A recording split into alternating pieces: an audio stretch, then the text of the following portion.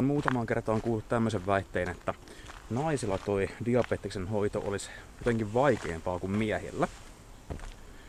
Ja sitä kautta, kun verensokerin hallinta on vaikeampaa, niin naisten olisi myös sitten vaikeampi päästä yhtä hyvään HbA1c-tasoon.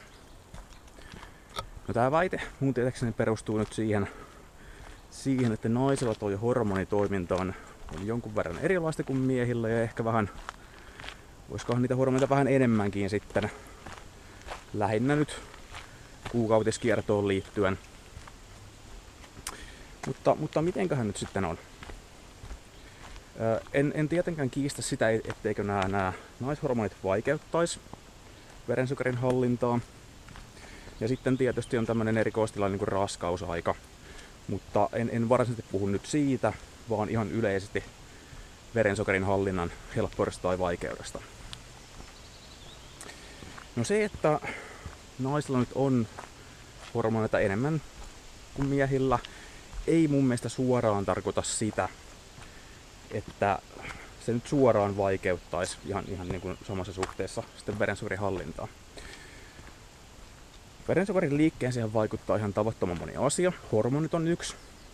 Ja niitä voi myös tulla niin kuin stressistä esimerkiksi liikunnan aiheuttamana. Ja liikunta muutenkin on yksi semmoinen asia, mikä vaikuttaa verensokeriin. Elämäntavat yleensä, liikunnallisuus, paino, näitä on paljon kaikennäköisiä.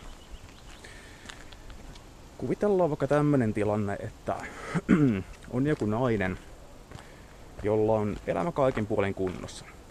On urheilullinen, liikunnallinen, syö terveellisesti. Ei ole murheita eikä huolia, ei mitään tämmöistä pahaa stressiä. Kaikin puolin säännöllinen elämä. Ja sitten verrokkina vaikka tämmönen mies, joka on nyt vaikka ihan täys souvaperuna, on vähän ylipainoa, on huolia, stressiä, elämä arvaamatonta ja vähän semmoista epäsäännöllistä, niin kummallakohan niitä vaikeuttavia asioita sitten loppujen lopuksi on enemmän? Vähän luulen, että se voi sillä miehellä kuitenkin olla.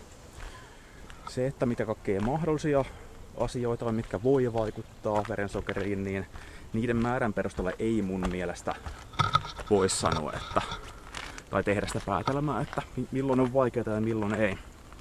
Että ne, mitkä niistä toteutuu, niin sehän siinä on, mikä sitten loppujen lopuksi ratkaisee.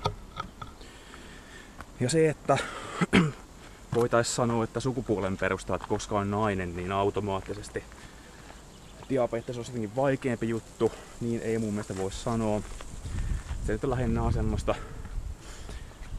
puoliajattelematonta seksismiä oikeastaan. Diabetes on monella tapaa yksilöllinen tauti.